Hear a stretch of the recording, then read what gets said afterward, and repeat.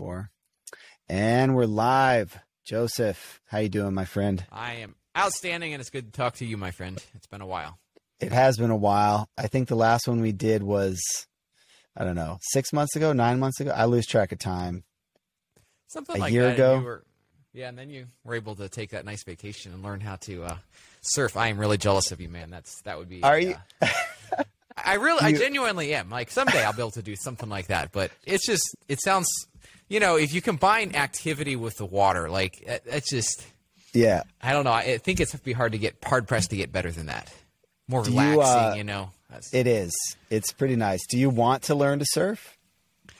Yeah, I mean, if I had the opportunity, I'd say yes. But at this point, I can't say that I specifically want to because, well, let me put it this way. I have a hard time getting out and exercising in the morning if it's just me by myself. Yeah.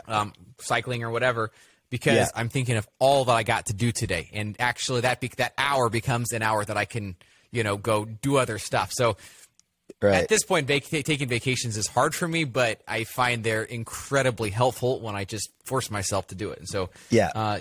But taking a couple months off, or however, a month or two, however long you did it, like that sounds really attractive. It's just not feasible right now. So Yeah, maybe in a year or two, you. I'll be able to do that. But Because the thing is, because I do hear that, I do get that a lot where they're like, oh, and then so much of the time it's a choice thing, right? Like if you want to take a week and go surfing, you could. I'm guessing you probably could. Probably. I took my first 4-day disconnected vacation earlier this year, and that was outstanding. Nice. But that was really good, and so I think I can do a week. I could do a week, and I'm hopeful to do something longer next year. The biggest issue is I just hate coming back. I just like you always hear the tsunami that happens, and that's pretty much what you got. You got to work through that, but I would love to do that sometime. Yeah, it's funny because when I was in Costa Rica at the end of like the first week, I was talking with somebody that had also been there for a week. A lot of people go there for a week. And, sure, and then they were leaving, and I was like, yeah, I'm going to stay here for a few more weeks. And she was like, oh, I wish I could do that, right? Like I'm telling you, I do this a lot. She's like, I wish I could do that. Yeah. And I go, well, could you? And she's like, well, da-da-da-da-da-da. And I was like, but could you if you really wanted to? And she's like, and so we had this conversation. She leaves. And then, we were connected on Instagram, and then she sends me a message and she goes, I'm going back. I'm going back for a month. And so that was, I think that, but it's like you said, it's tough. It's a lot of things to juggle. Speaking of which, what are all the things you're juggling right now? You got a lot going on. You got all this test. I send people to the test certification stuff all the time. Thank you. Thank you. If anybody ever says, like if somebody's looking for a job and I go, you don't have certifications, they go, well, and especially maybe they're in a place where the price is a little cost prohibitive. I go, listen, take the test. That's a great first step. You don't have to wait. You don't have to push it off. You could do it right away and get a benchmark, right? Because we've talked before about how you do your tests, and I think that it seems to me they're pretty accurate.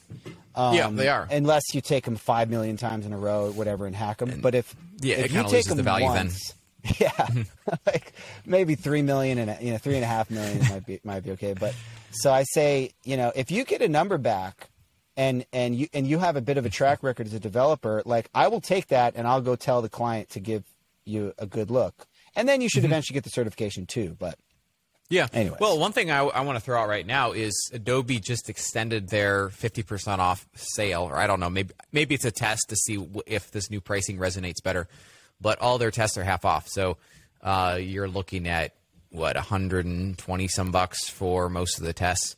The vouchers are like $125. You can go to xvoucher.com/Adobe or something. That's where they sell their vouchers through there. And you can get vouchers that work for all certifications. And I went before the original deadline, which they extended, I went and bought, I don't know, quite a few of those, and just to have sitting around. Nice. It's a good price. So even that way, it's the barrier to entry is getting less for taking these tests. Right. Now, did you recently get some kind of a deal with them where I thought I saw something that they're taking your test prep stuff and rolling it out?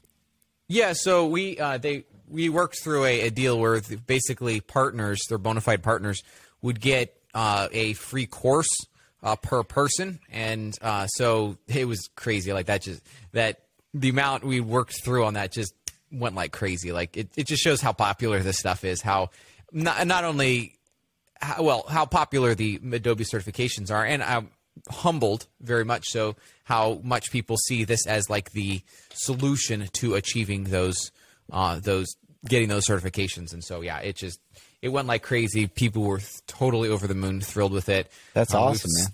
Seen people working through the courses and all that, and so yeah, I was really excited to be able to do that. Now we are offering 30% off to partners. So just if you go through that portal, you'll get a swiftotter.com/Adobe. It's a 30% off discount.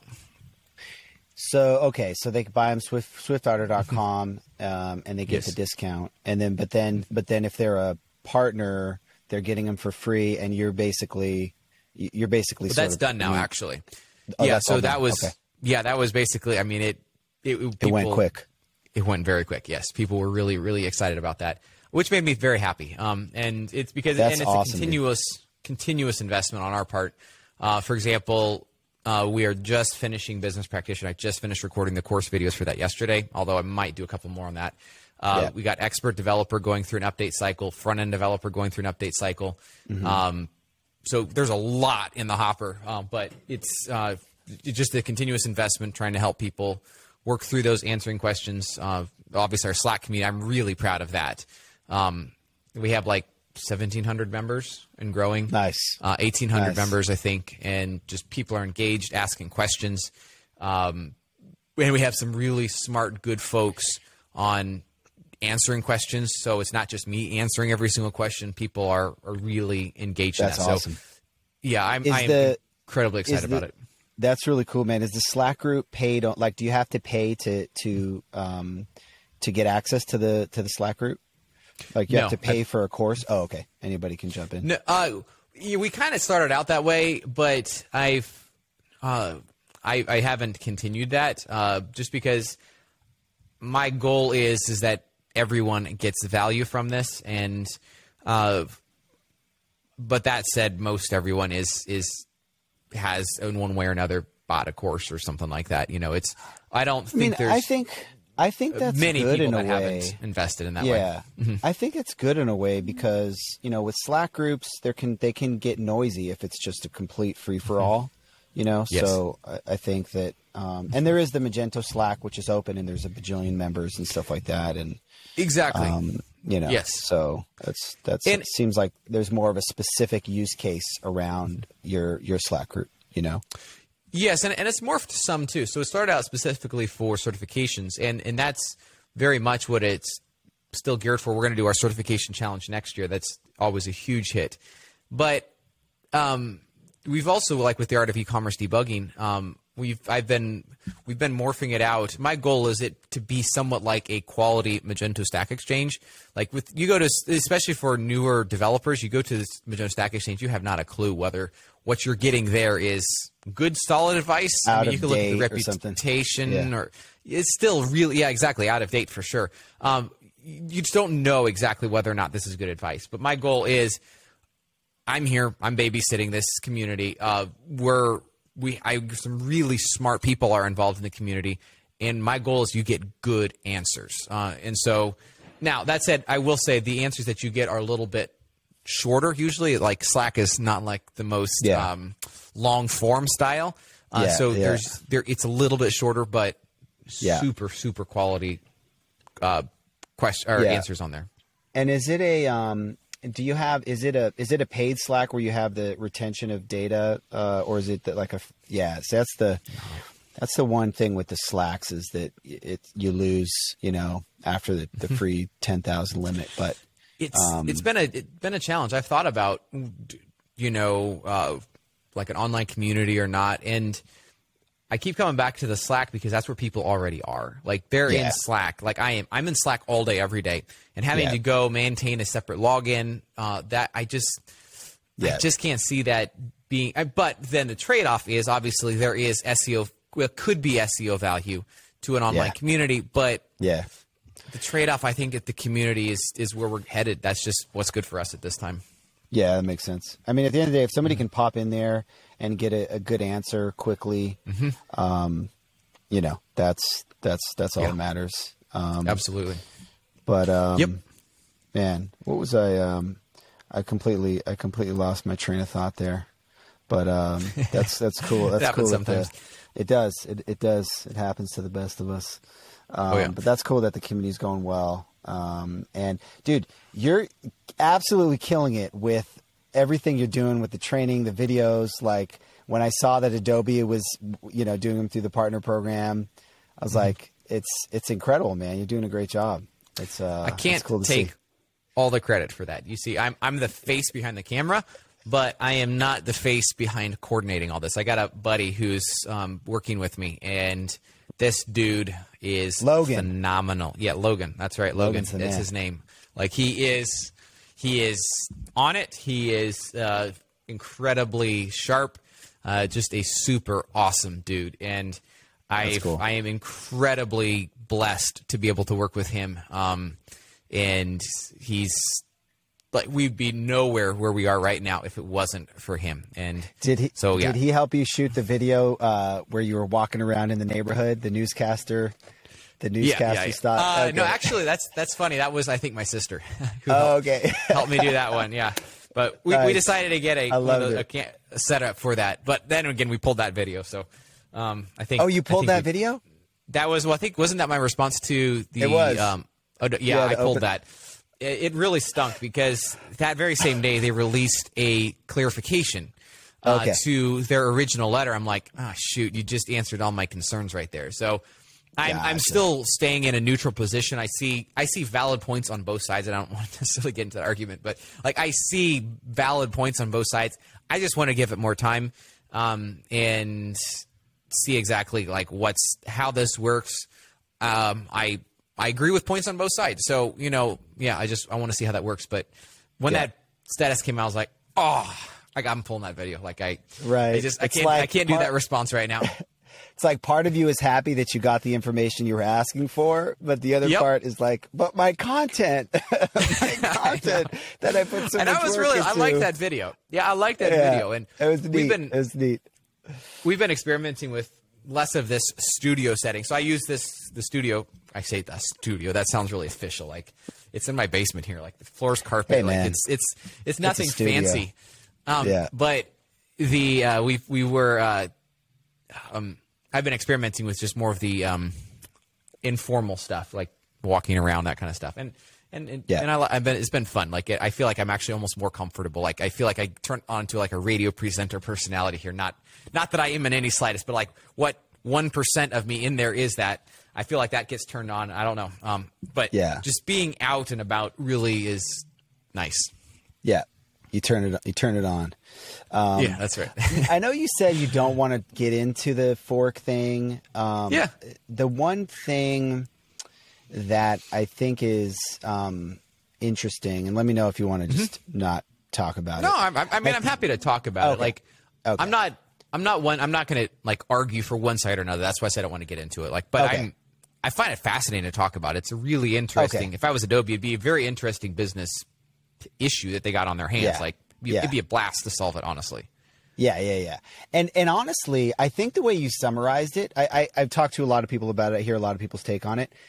I think the way you just summarized it is almost the best, most accurate way to do it, which is there are arguments for both sides. Let's see how it pans out. And by the way, Willem, when he talks about it, he says, listen, we're not super expecting good dude. And he's saying, we're not expecting people to use this today. We're going to maybe 2 years from now where we build a track record, whatever, and then they consider it. So they're in it for the long haul too. They're not expecting people to jump on some unknown thing right away.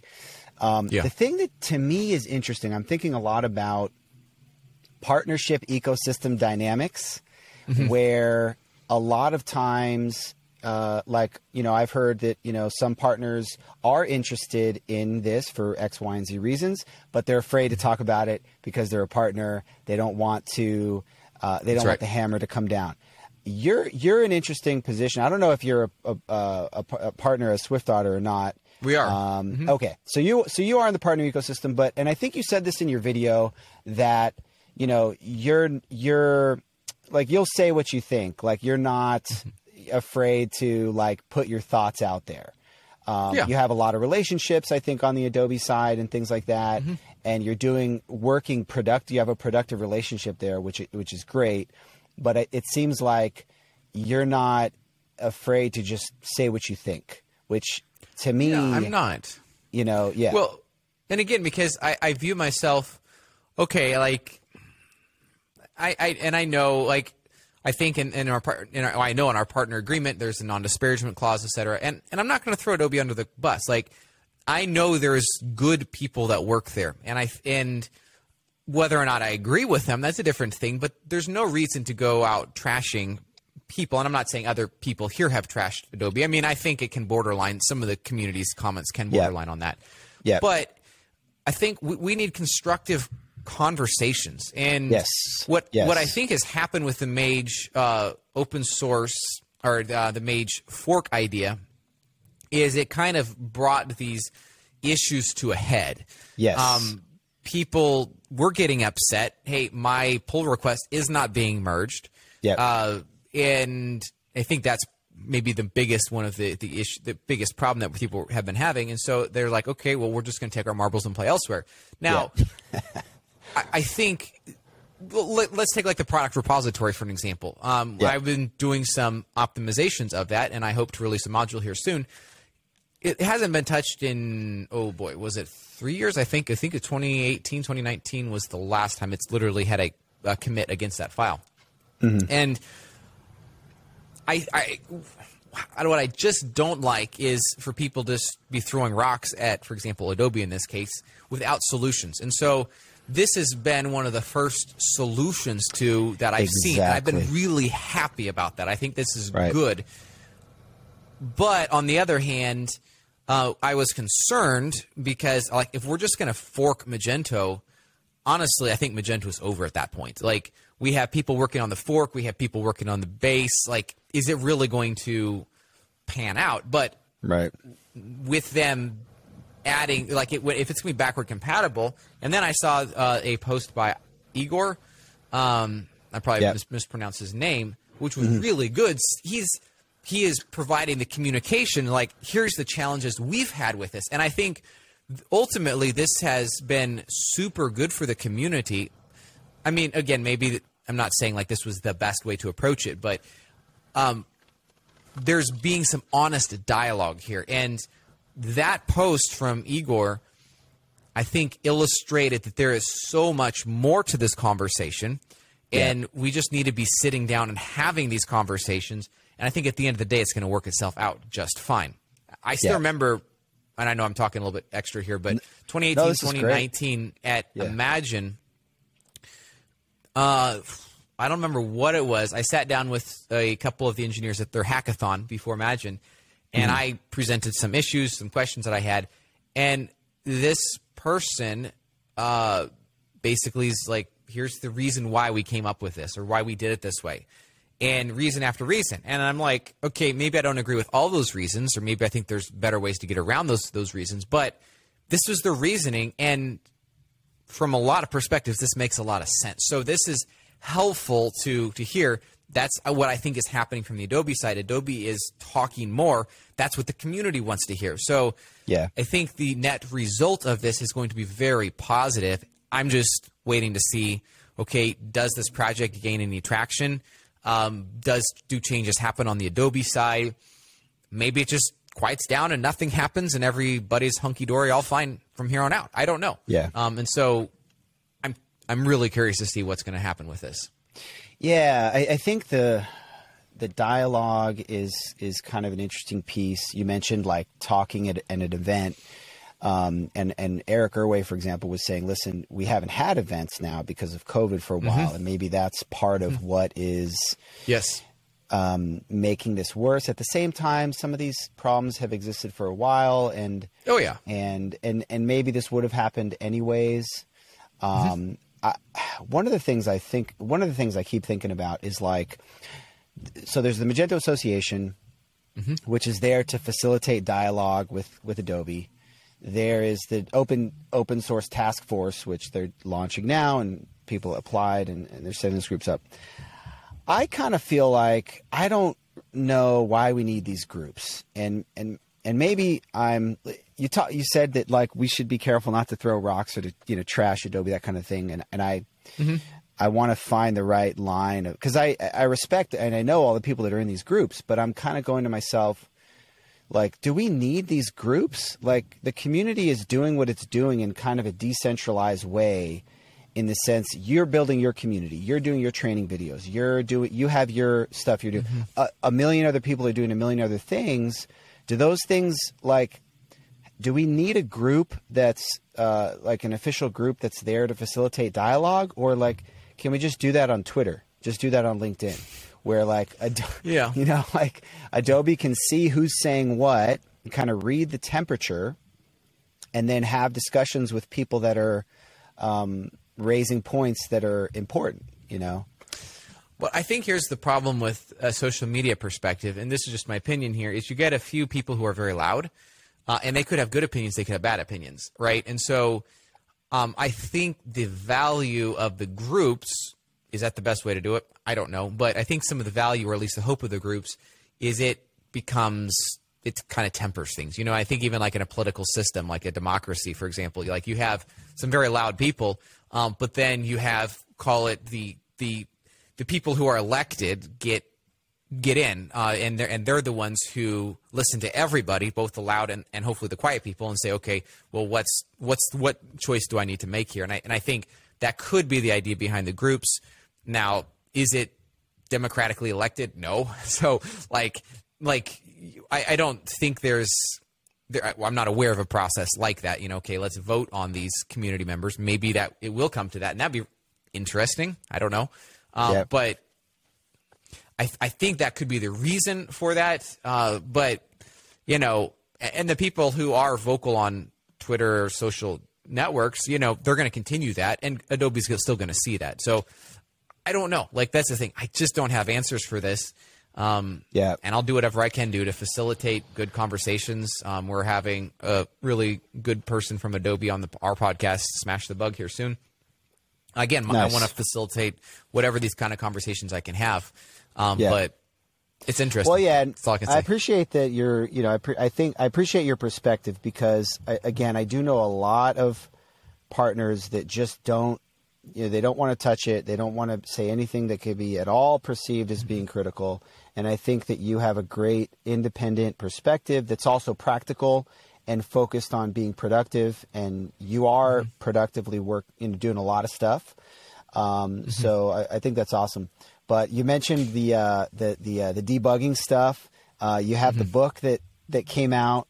What was it? What was the title of the book? The Art of Debugging or something like that? Art of Ecommerce Debugging. I was going to do the Art of Debugging, but there is another book out there. It's like 20 years old. It's like talking about really ancient stuff. I was like, but it was a decent sized publisher, and I really don't want to get hit with a trademark problem. So I was like, okay, we're going to have to throw in the word e-commerce in there. Right.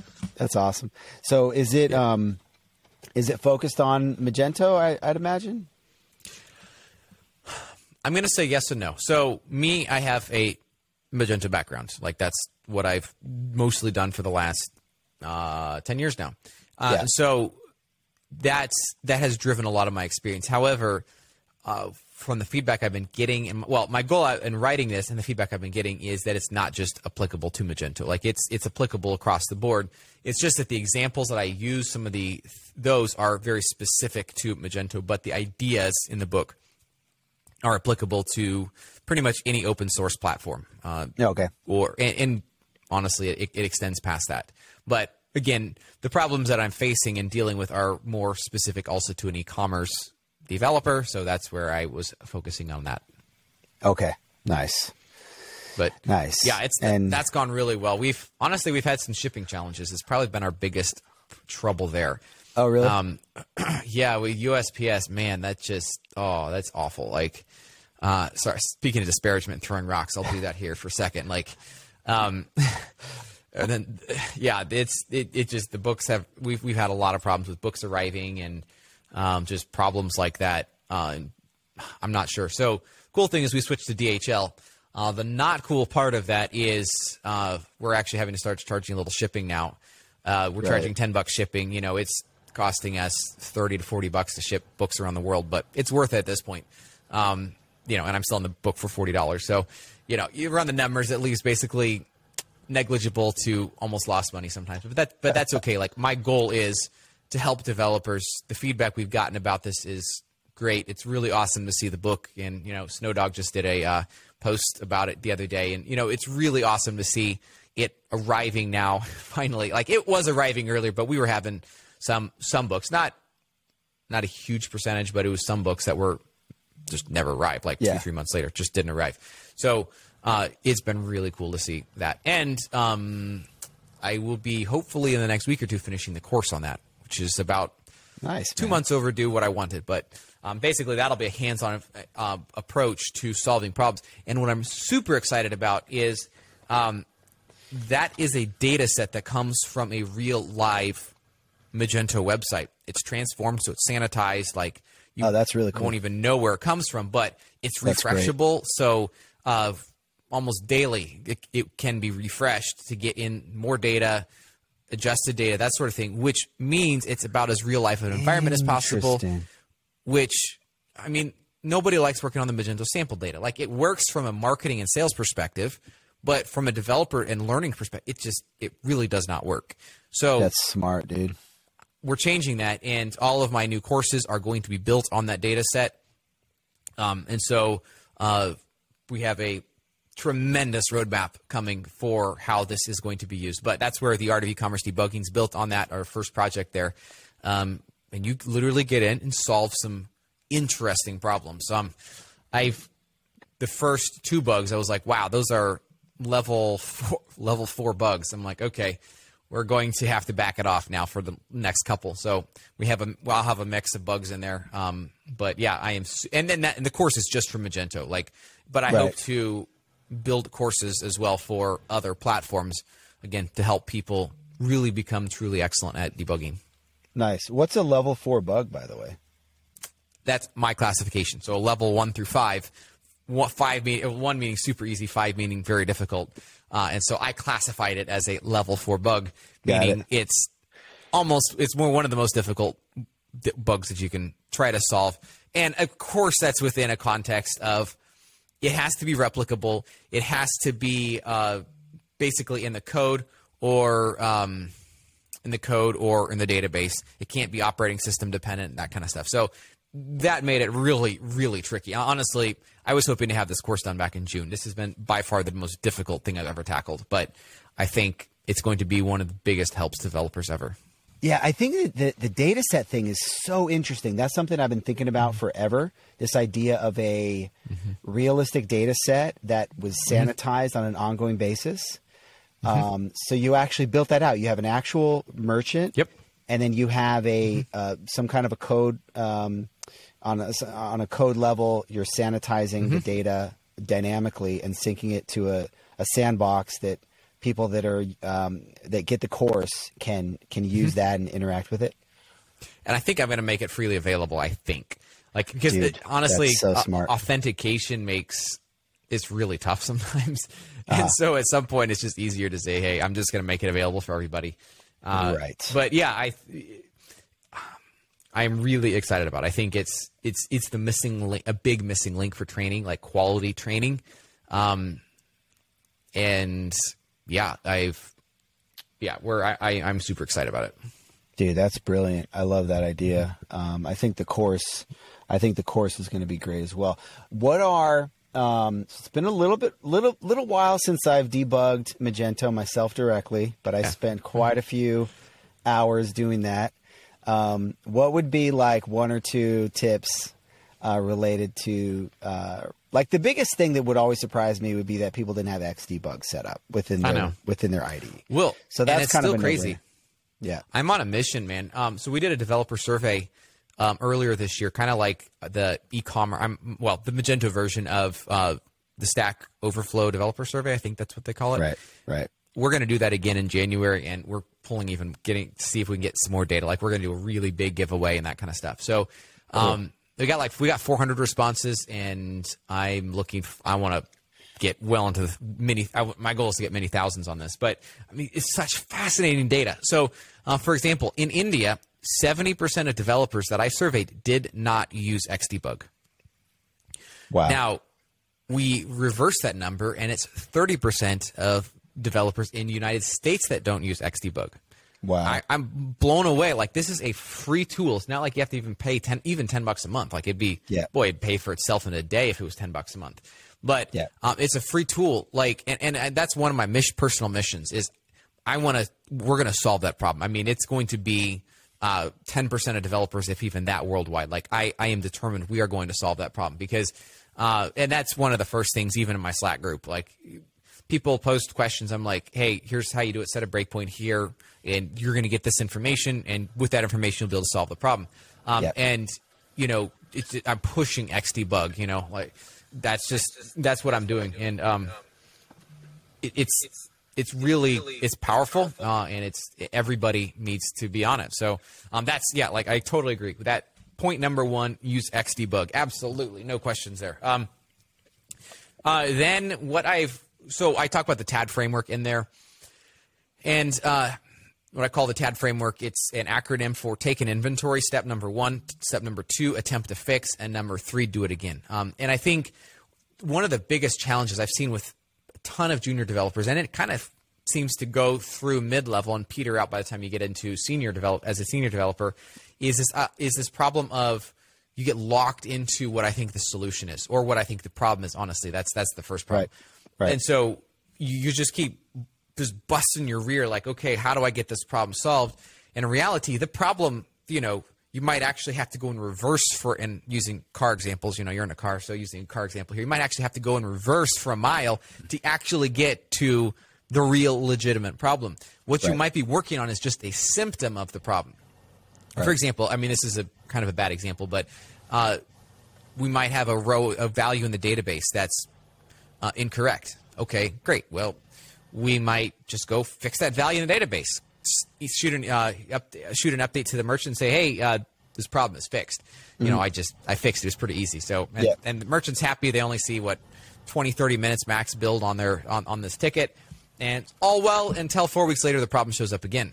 Mm-hmm. Now the merchant's pissed, and they're like, okay, what? Like, you said you had this problem fixed. And I'm like, yeah, well, I'll just go change the database again. It becomes every 4 week sort of deal. And that does not make happy merchants. They do not like reoccurrences. But for example, when I talk about the TAD framework, every time we go, in order usually to get a legitimate solution to a problem, I find it takes 2 rounds of the TAD framework. The first one usually fixes the symptom, but the second one is usually the real legitimate solution to the actual root cause. Okay. And the more we can be focusing in on getting that root cause, and I get it, like, it's easy to just deal with the symptom. Most agencies I'm aware of have massive backlogs. There's pressure. We just got to keep churning through this stuff. But really what it takes is sitting down and saying, okay, we're going to go through another round. We're going to figure out why this database got to the place that it is at. And once we figure that out, then we're going to be in a good position. That's interesting to see you putting kind of like language and kind of structure to the system to the debugging process, because I always just think about it as like, okay, we're just gonna bang our head against this until we figure it out. And and of course, when you're writing a book, that's what you're doing is you're thinking through a problem space kind of more thoroughly and putting some language and structure to the deal. So that's neat. Like, I never thought about that idea of running like a process multiple times. Again, it's just like, what's the bug? Did we figure it out? Did we really get the root of it or not? And you just keep banging your head against it until.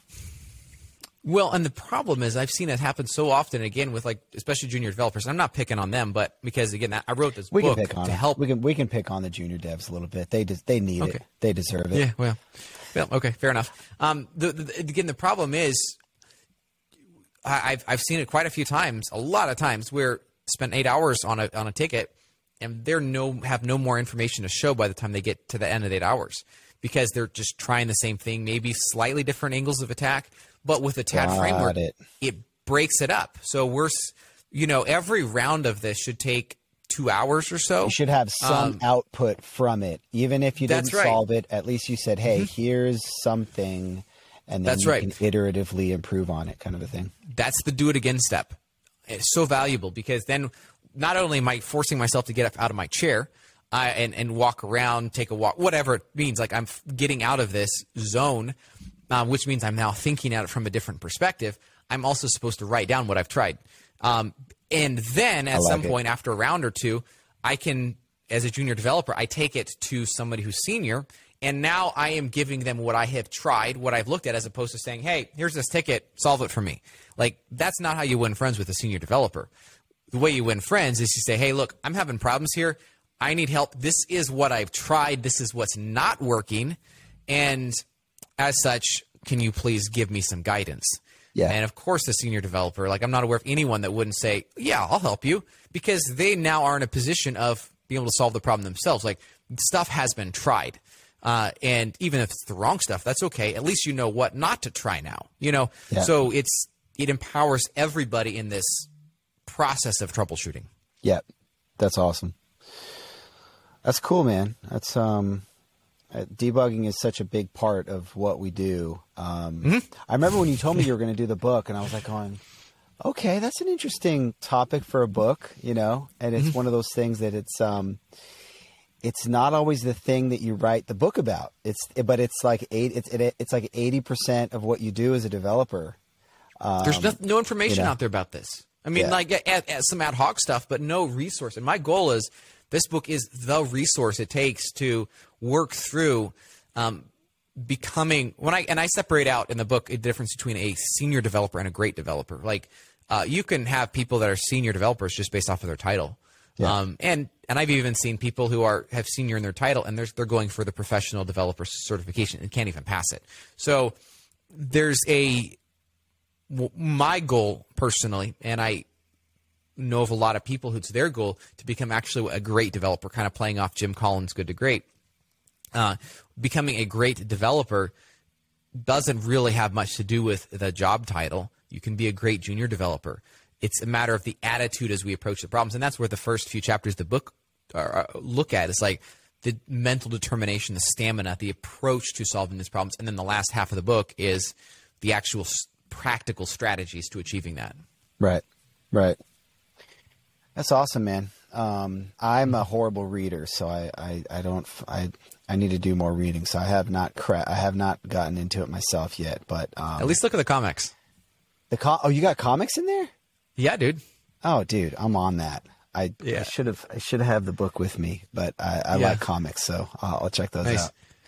Yeah, I get it. Do you do audiobooks? Because I thought about doing an audiobook for it. Oh, man. So I have tried doing audiobooks, but there's something about, like, I listen to a lot of podcasts, and for some reason, the conversational nature of podcasts is very easy for me to listen to.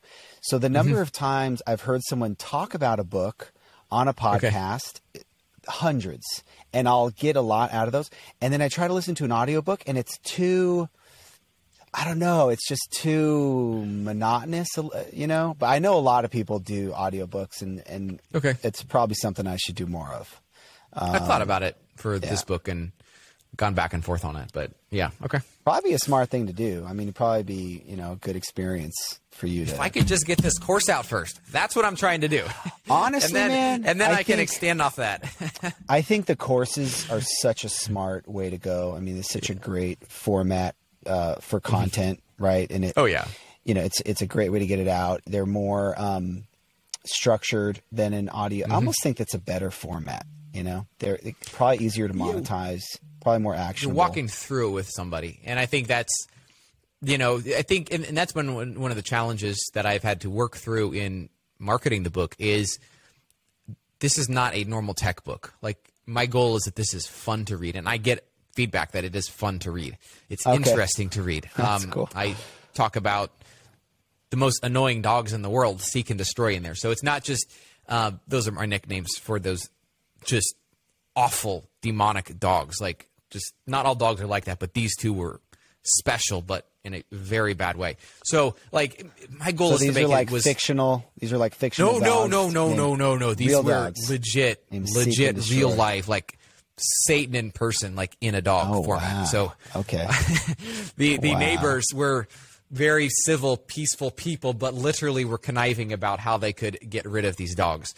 It was that bad. Like, that's crazy. So yeah. So, anyways, all of that to say, my goal is that it's a very interesting book to read, and not a normal tech book. Like, if we picked up one of the PHP books, it's like, oh, I gotta read this piece of crap. But I'm not saying it's crap. It's just like, it's so boring. But this is a short, interesting read, which is my goal. That's cool, man. You're selling me. Yeah. I haven't read a book in a while, but you're selling me. You're selling me on it. I'm definitely going to check out the comics. Well, here, how about this challenge? You just start reading through this, and you send me an email when on the page you decide you're stopping because it's boring. Okay, I can do that. I can do that. It might be a quick email, but I will do that. That's fine. That's fine. I'll take it. That's I'll reasonable. Take it. If it's a quick email. That's a reasonable. That's a very reasonable challenge. That's a very digestible challenge for a reading challenged individual. So, well, there you go. And if if you send me an email tomorrow and you got to page 1, I'm like, okay, I should have done a little bit better. I'll take it. It's good. It's good feedback. Good review. I like reviews. Okay. All right. Nice. So what else? Anything else top of mind for you? Anything else that you're thinking about, excited about in particular? There's so much going on. With our agency side, it's just, there's a lot going on there. So honestly, time management is one of my biggest challenges. Just trying to keep up with stuff, manage priorities. I got 3 kids, so I love talking about time management and scheduling and stuff like that. I love it. Do you are you working on kind of scheduling your day? Are you working on any specific ways of breaking up your time or focusing better on different types of things? It's been really tough for me, Kayla, in that way because so with the agency stuff, I might have a day that the schedule works great, but then the next day it completely goes kaput because we had an emergency on our hands.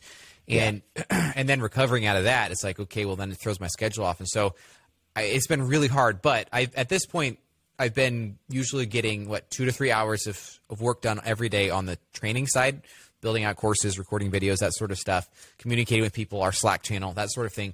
And the rest of the day usually ends up being agency work of one sort or another. But we'll fit a podcast like today is kind of out of the schedule. I'll put a podcast in wherever. And then Saturdays are my day also for training. But that's even been a bit of a challenge. Like, is it really good for me to be working on that for Saturdays? But that's about the only time I can get crammed in. I'm not religious about it. We went to a fall festival in an apple orchard last Saturday, which was a really cool time. Yeah. But it's just, I feel that pressure, as a founder, like how do you get time to do all this stuff? And I've been so grateful. We've been really assembling, like I mentioned, Logan, a really solid team and been able to execute on it. And it's just, it's been incredibly exciting and motivating. And I think as such, my time has been able to get slowly more structured and I'm working in that direction. It's just, it's been a bit more of a process for me than I really ever would have hoped or imagined it to be.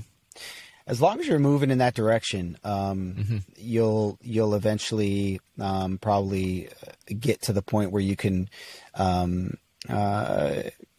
limit or sort of mostly remove those elements of work that are the urgent, fires that are coming up and throwing your day off and stuff like that.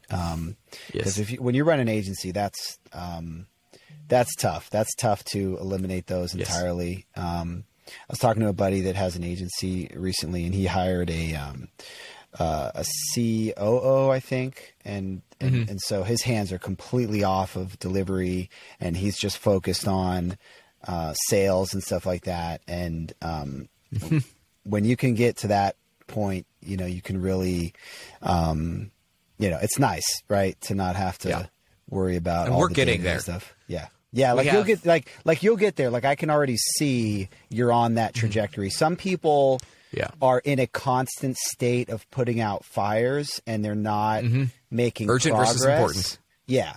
And the urgent's not going to go away from one little hack that you put in place, but I can tell that you're on the path and you're going to get to the point where all you're doing is content and sales and training and stuff. And then you'll have your team managing everything, and then you'll be surfing Costa Rica for a while. I don't know about that, but yeah, I will. I look forward to doing that sometime. I have, it's the team we've been getting put together. We got somebody coming on, actually 2 more people coming on in potentially November, December timeframe, and those are going to be massive steps forward in that direction as well. Cool. So I'm really excited about this. It just takes time, and you got to be patient with the process. Cool, man. Well, congrats on all the success. I will send you that email. I will check out the comics and see how far I can get in. Very good. Great job on everything. Thank you. It's been a pleasure chatting with you. Thanks, bud. Anything you want to add before we wrap up? Any links you want to direct people to? SwiftOtter.com. That's always where I send people. SwiftOtter.com. I don't even have a copy of the book on my desk. It's sitting back there. But SwiftOtter.com. Grab the book. Grab the book. Grab the book. That's right. Do you want to grab it? It'll make for a great thumbnail. I'm always thinking about. You can see that I am wearing pants, so that might be good. Perfect. Yeah, we always want to make sure the guests are properly clothed. There it is, right here. That's it. It's still in shrink wrap too. Yeah. That's it. Perfect. Oh wait, I had some sitting down here underneath my desk. Would you look at that? That's how it works. So anyway. Awesome. Yeah. So super excited about this. I mean, I really am excited. I just got to get this course done. Got to get her done. Hopefully the next week or two. But awesome. Very good. Thanks, bud. Thanks, man. Thanks everybody for tuning in, and we'll see you soon.